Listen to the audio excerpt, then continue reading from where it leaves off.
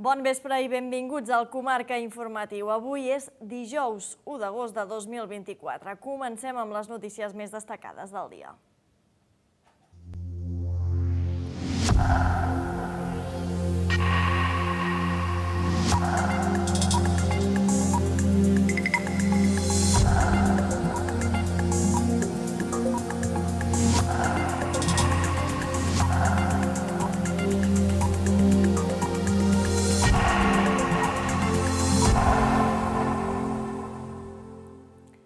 El nou museu de la Colònia Llaudet està a punt de veure la llum. Aquest és un dels titulars que encapçala l'edició d'avui, però n'hi ha més. Els repassem a continuació.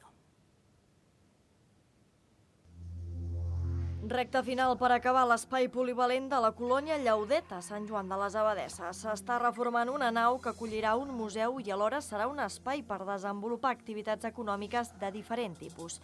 Es preveu que la instal·lació obri les portes a principis del 2025. Els membres del Casal Popular La Metxa de Ripoll han mostrat el seu rebuig al tancament del centre per part de l'Ajuntament amb un manifest que ha rebut el suport d'una 50ena de persones. També han convocat una manifestació pel pròxim 20 d'octubre. Pardines ja es troba de festa major. Els més petits han estat els encarregats d'encetar la programació amb un pregó molt especial. Les havaneres dels pescadors de l'Escala han amenitzat la primera nit d'una festa que arriba plena de novetats. La Magali Capdevila ha tornat amb un bon regust de boca del primer any futbolístic als Estats Units. La ripollesa forma part d'un projecte que li permet combinar els estudis amb el futbol. L'objectiu aquest any és classificar-se pel campionat nacional.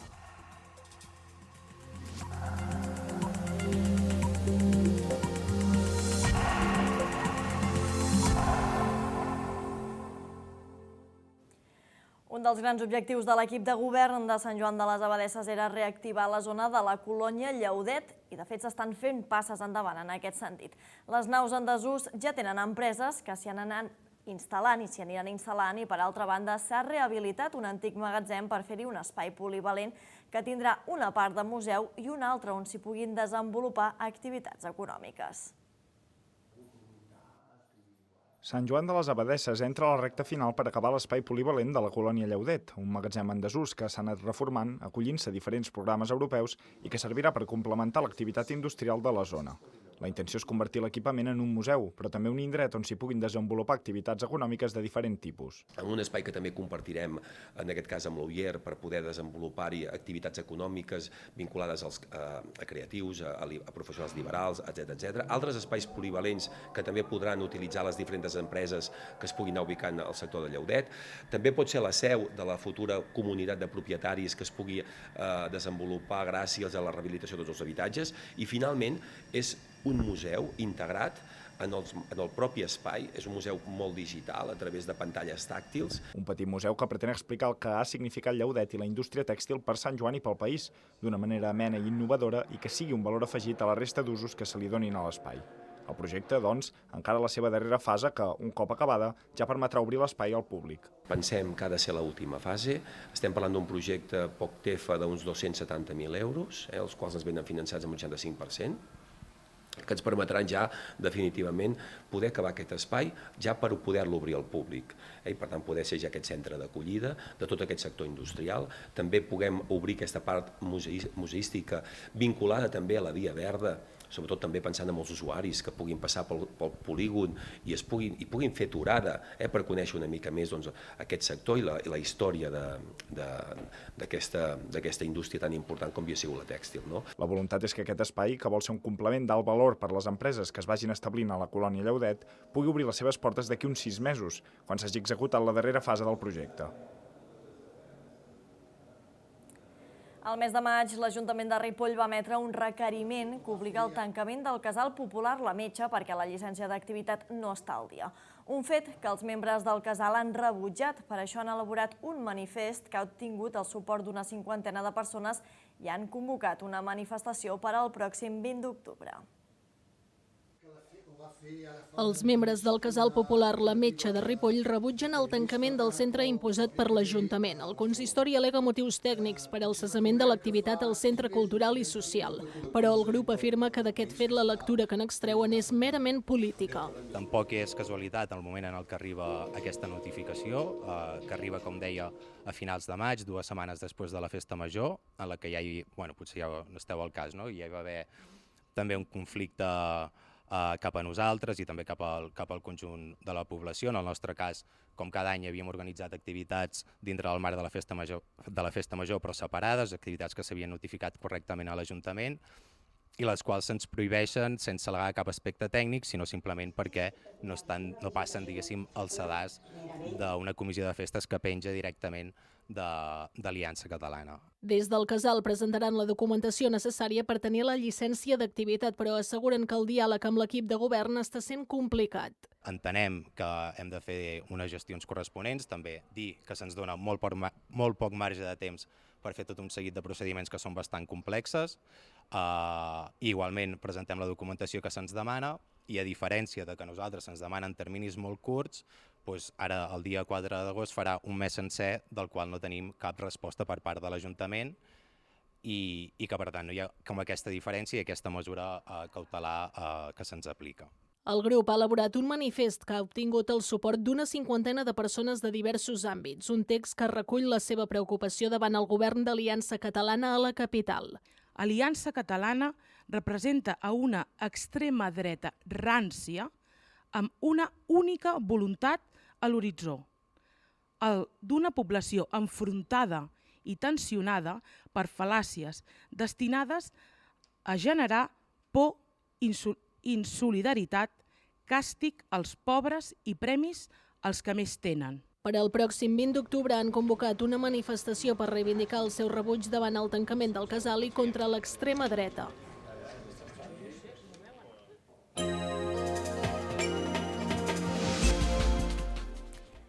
Arrel de les peticions veïnals, l'Ajuntament de Ripoll ha tirat endavant petites actuacions als barris de la capital. No són grans infraestructures, però sí que són detalls a la via pública que permeten que els barris estiguin més ben senyalitzats i alhora augmentar la seguretat en general al nucli urbà.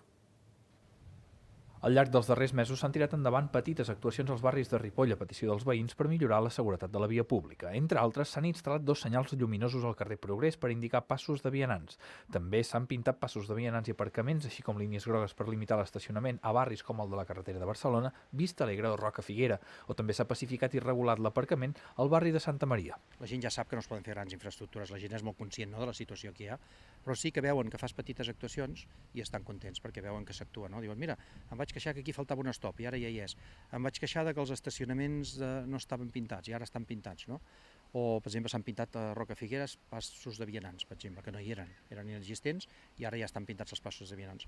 Són petites actuacions que ajuden a augmentar la qualitat de vida del ciutadà. Algunes de les peticions veïnals, però, no s'han pogut realitzar, sigui per motius pressupostaris o legals. Són aquelles vinculades a augmentar la presència de vehicles motoritzats, especialment els cotxes, ja que les normatives globals es dirigeixen cap a pacificar les ciutats i fer-les més amables per als vianants. La gent no vol grans infraestructures, però sí que hi ha barris, per exemple, que volien un pàrquing per estacionar més vehicles, i això no pot ser. En algun barri ens van demanar estreny a les voreres per estacionar més vehicles, i això no es pot fer perquè la Unió Europea està traient els vehicles del casc urbà. I el que no es poden fer ara són actuacions per augmentar la capacitat de vehicles. Arran de la situació pressupostària actual, el consistori al·lega que no pot tirar endavant grans infraestructures, però s'acontenta amb respondre a les necessitats més immediates dels veïns per fer aquestes petites millores als barris. Hi ha novetats en el Codi Civil català pel que fa a la capacitat jurídica de les persones amb discapacitat. Desapareixen ara figures com els tutors o els cuidadors per a les persones majors d'edats que se substitueixen pels assistents. Aquests continuaran acompanyant a la persona, però no tindran capacitat de decisió sobre aquesta. Aquesta modificació també contempla la revisió regular dels nomenaments que fins ara s'atorgaven de manera indefinida. El Govern de la Generalitat ha proposat una reforma del Codi Civil català en matèria de suports a l'exercici de la capacitat jurídica de les persones. L'avantprojecte de llei implica reforçar els drets i l'autonomia de les persones que pateixen algun tipus de discapacitat. A Catalunya ja es va aprovar provisionalment el decret llei 19/2021 de 31 d'agost, pel qual ja no es poden nomenar tutors o cuidadors per les persones majors d'edat, sinó que ara s'anomenen assistents, atorgant així capacitat jurídica a les persones que tenen discapacitat. És una cosa importantíssima, que és que fins ara es modificava la capacitat de les persones i ara, a partir d'ara, tots tindrem capacitat jurídica, la mateixa, l'únic que hi ha persones que, per la seva singularitat, necessiten que se'ls doni uns suports per poder exercir aquests drets. Però el fet important és aquest, perquè el nom, de fet, sí que es canvia el nom, perquè fins ara teníem tota una sèrie de figures a les quals estàvem molt acostumats i ara només en tenim una d'única que es dirà assistència, però que de fet s'adaptarà a les necessitats de cada persona. Ara les persones tindran màxima capacitat de decisió i algunes comptaran amb el suport d'un assistent que tindrà una funció de suport però que no modificarà la capacitat de les persones ateses. D'alguna manera, una tutela, el tutor representava el 100%, vol dir que tu no tenies capacitat, tornaves a ser un menor d'edat. O quan tenies una curatela sempre necessitaves el curador per fer un contracte, per fer qualsevol acte jurídic en què tu haguessis de necessitar un complement d'aquesta capacitat. L'assistent què fa? L'assistent acompanya a les persones. Sí que hi ha assistents que tenen funcions representatives perquè la singularitat de la persona ho demana. Sí que hi ha que tenen assistents que els han d'acompanyar a l'hora de fer els seus actes, el seu contracte de lloguer, el seu contracte administratiu, la seva venda, la compra d'un habitatge, però la capacitat la tenen igualment. Aquesta modificació també contempla la revisió dels nomenaments. Fins ara s'adjudicaven de manera indefinida, però a partir d'ara s'hauran de revisar en un període que va d'entre els 3 i els 6 anys. Des de la Fundació Tutelar del Ripollès celebren aquest canvi de paradigma. La responsabilitat de tractar persones amb... Anem ara uns minuts a la pausa i tornem amb més actualitat del Ripollès. Fins ara.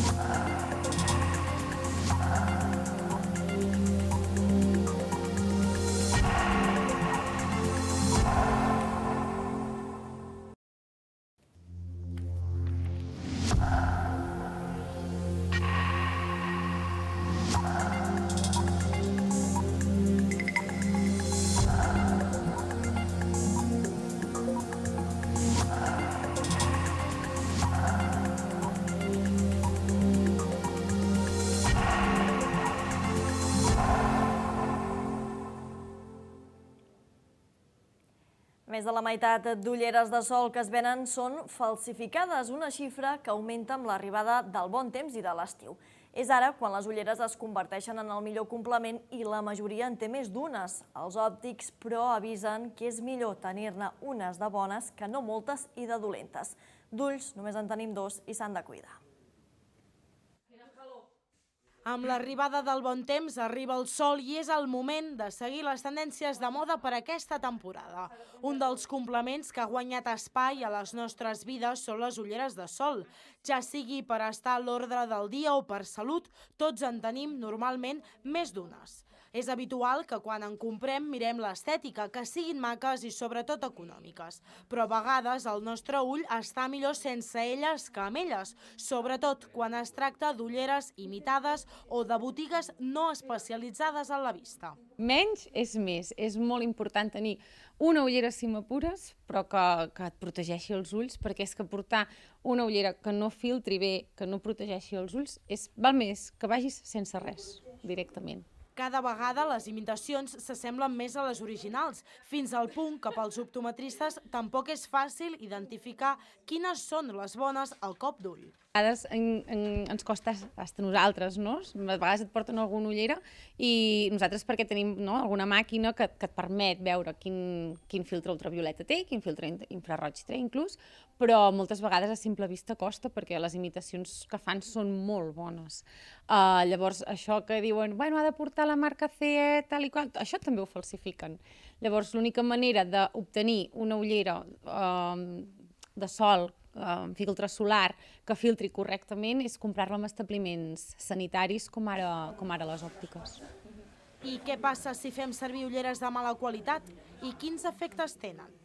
Conseqüències, les més alarmants últimament són catarates prematures i problemes de retina, al igual que keratitis, inflamacions de còrnia, etc., de parpelles inclús. Llavors s'ha de vigilar molt perquè els ulls només en tenim dos. Els òptics també aconsellen que revisar la vista cada any o any i mig també pot ser una bona eina de prevenció de malalties oculars, perquè ulls només en tenim dos i s'han de cuidar. Amb el pregó i les havaneres a càrrec dels pescadors de l'Escala, Pardines ha donat el tret de sortida a la Festa Major. Fins al pròxim diumenge, la vila ha preparat un grapat d'activitats per a tots els públics i per a totes les edats. Una programació que enguany ve plena de novetats. Els més petits han estat els encarregats d'encetar la festa i la vila busca el primer pardinenc i pardinenca de l'any. Pardines ja es troba de Festa Major. L'engalanament de balcons i façanes i el pregó han estat els actes que han encetat la festa, que s'allargarà fins al pròxim diumenge. 4 dies plens d'activitats i propostes per a tots els públics i per a totes les edats.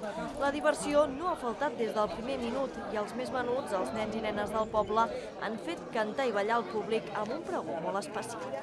El pregó... Bueno, vam assajar una cançó que se la van inventar uns nens i els altres se l'han après i després ens han dit que decidíssim un personatge de coses que ens agraden de Pardines i hem agafat un objecte que representi més o menys el personatge que estem fent.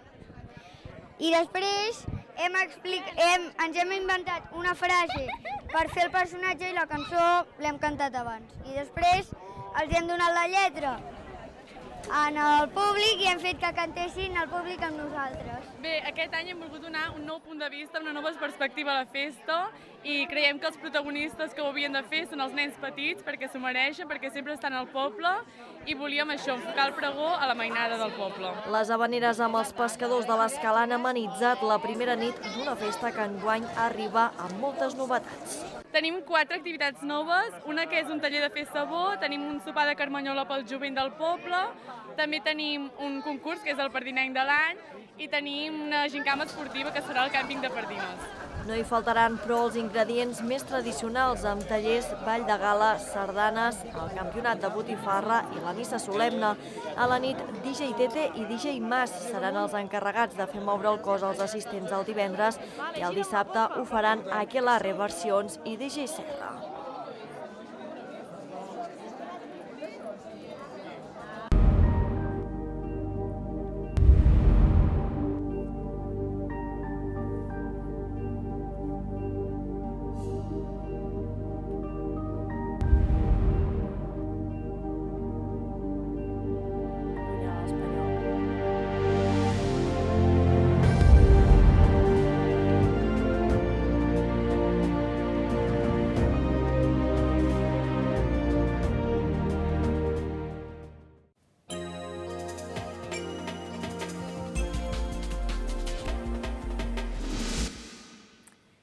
I ara fa un any que la Magalí Capdevila va agafar la maleta per anar una nova experiència als Estats Units, jugant a futbol i estudiant a la Universitat de Pennsilvània. Una temporada després, les sensacions són molt bones, tant per l'esport com pels estudis. L'equip de la Ripollesa es va quedar a les portes de disputar els campionats nacionals, un objectiu que tornaran a perseguir aquest curs. Magalí Capdevila va decidir fa just un any emprendre una nova aventura lluny de casa, concretament a Pennsilvània, als Estats Units. L'exjugadora del Barça va deixar el club blaugrana per enrolar-se a l'equip de la Universitat de Pennsilvània, per disputar l'Ivy League i compaginar-ho amb els seus estudis d'econòmiques. Un any després, el balanç és més que positiu. Al principi sí que vaig tenir un moment d'adaptació perquè, vulguis o no, l'estil era completament diferent. Jo venia 6 anys del Barça, com tu has dit, on havia après el futbol de tota la vida d'aquí, tiqui-taca, tal, i allà era molt més físic. Aleshores vaig haver d'adaptar-me a aquesta fisicalitat i al principi va costar, però bé, molt bé, em va agradar molt el rol que vaig agafar dins l'equip, molt important, i bé, molt contenta, la veritat. L'objectiu de l'equip era classificar-se pels campionats nacionals i es van quedar a les portes, però tot i així les sensacions són positives. El progrés de les jugadores al llarg de la temporada els porta a ser optimistes pel nou curs. No ens vam poder classificar, però sí que és veritat que la nostra lliga és la lliga que va portar més equips al campionat nacional. Nosaltres ens va venir de poc, vam quedar cinquenes, havíem d'haver quedat quartes i després haguéssim fet un torneig, però sí que és veritat que el rumb que estem agafant, jo penso que anem en bona direcció i jo crec que aquest any tenim bastantes possibilitats d'arribar-hi. El futbol als Estats Units es viu d'una manera molt diferent a l'europea i també canvia el disseny de les temporades. Durant els primers mesos la competició és molt exigent i cal dedicar-s'hi amb cos i ànima, mentre la segona part del curs és menys dura.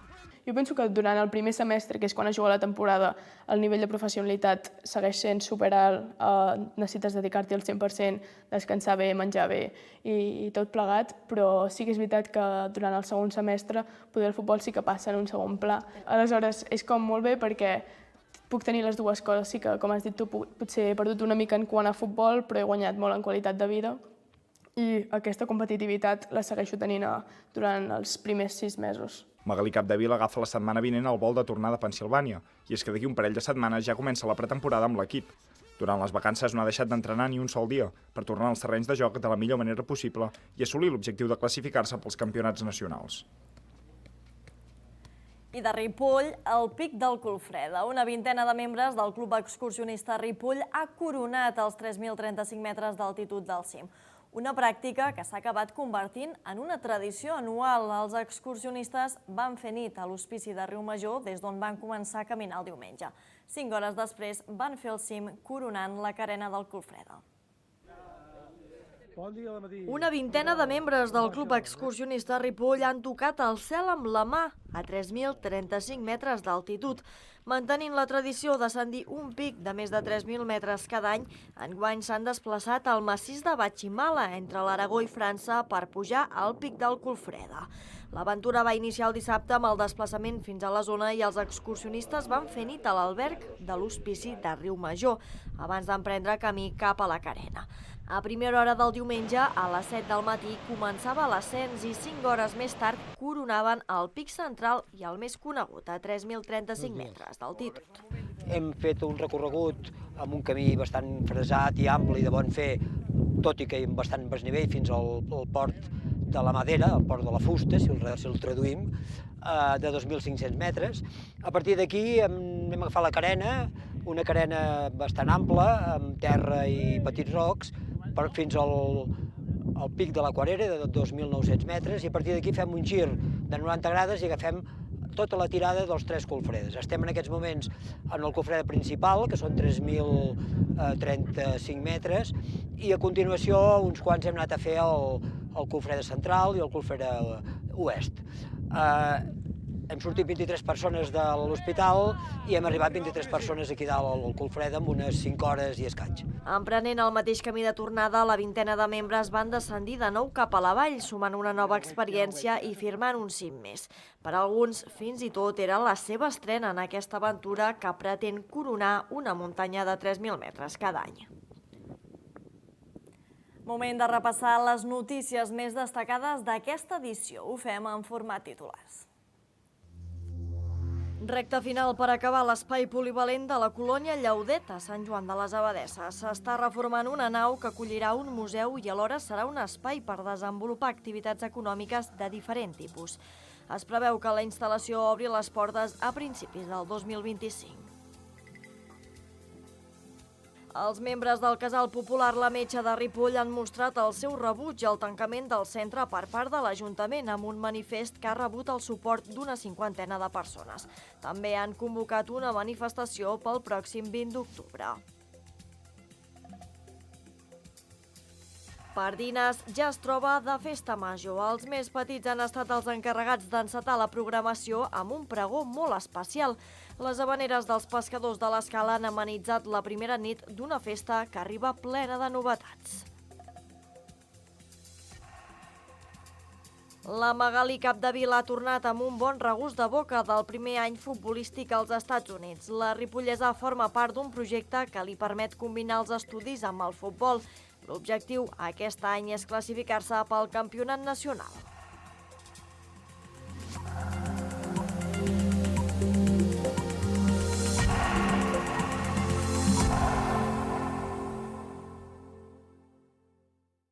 Amb el repàs en format titulars tanquem aquesta edició. Els deixem amb el temps i seguidament el magazín amb Esther Martí. Avui un magazín molt sanitari on parlarem de l'aliança de l'Hospital de Can Debanú i el de Vic i també de salut mental. Nosaltres tornem a les 10. Fins ara.